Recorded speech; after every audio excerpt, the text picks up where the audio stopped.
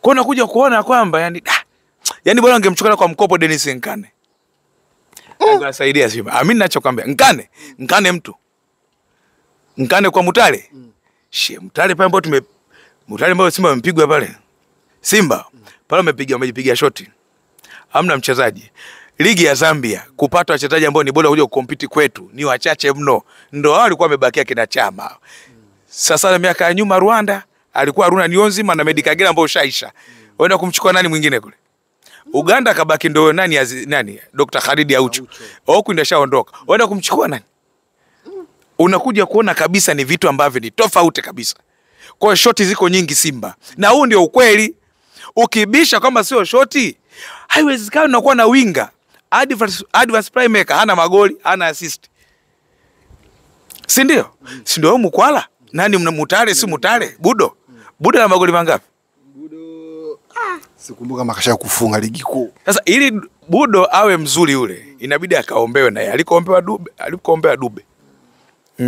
Kwa sababu Ateba alienda kuombewa na Dube. Si ndio? Kwa mtu huyo mmoja. Lakini Ateba kuzingatia maombi ndio shida. Kama ile chuma ya skate timu yao ikosa ile. Haiwezekani. Yaani Ateba sasa hivi anafanya majukumu ya ulinzi.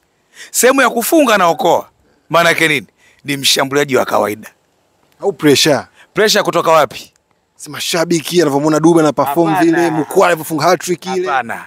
Na Mbangu inaondoka. Dube anacheza Yanga. Mkwala naye performance yake. Sikiliza, tena hakuna kipindi kizuri tungetegemea kuona ubora wa Ateba kwa sababu kocha wake amempa time ya kutosha sana.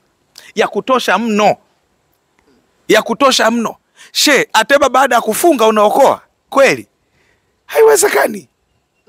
Maana kwa watu inabidi waende sokoni tena kutafuta striker mwingine ambaye mwenye viwango anayeendana na Simba. Kwa sababu ukiangalia kiuhalisia kiukweli, Simba ina wachezaji baadhi yao ambao hawaendani na timu yao kwenye ukubwa wa jina.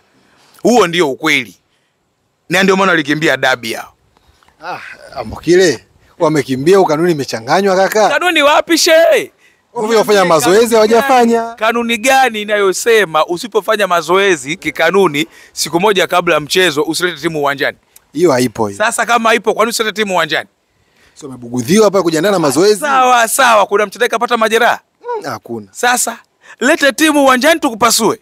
Na hakuna kitu ambacho Yanga walikuwa wanataka kupiga hii mechi. Sio bado napumua, wakala kupiga kwenye kichwa.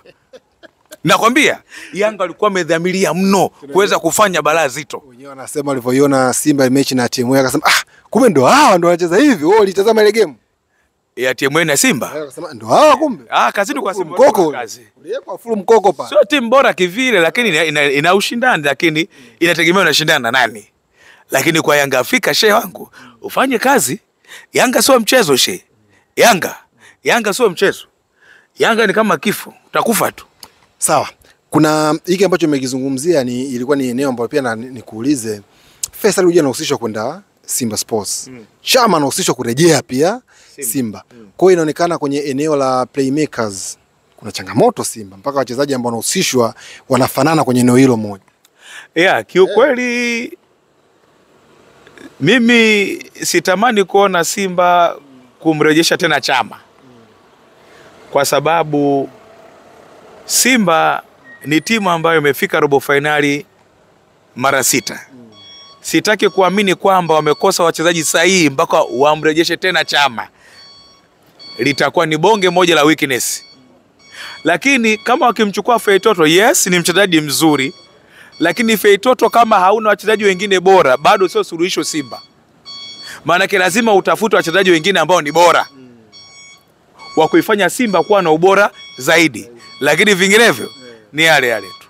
Bwana asante Chuma. Shukrani.